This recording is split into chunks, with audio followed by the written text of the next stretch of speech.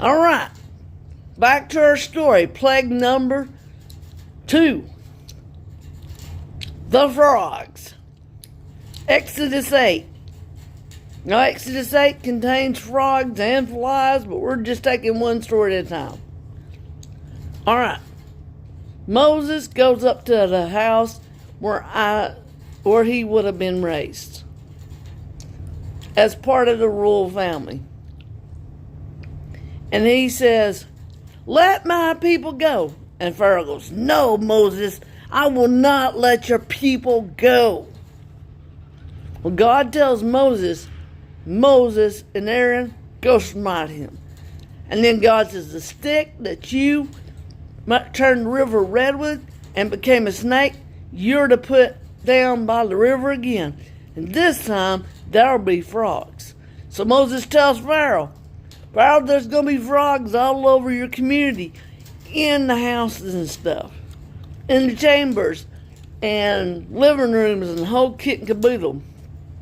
And I don't say kit and caboodle, but that's a paraphrase, my words. And then Moses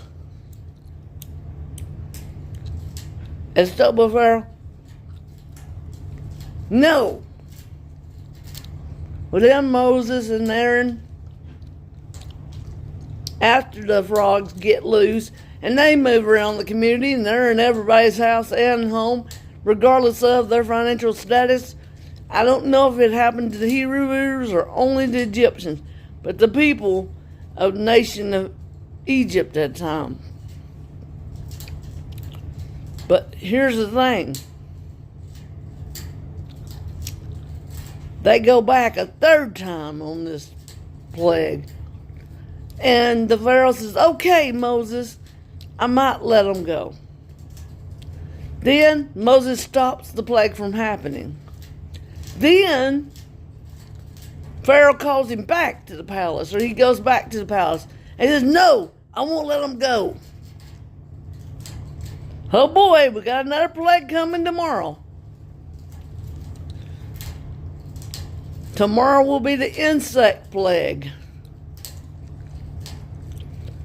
Now, that is tomorrow's plague, or flies, depending on the interpretation of your Bible.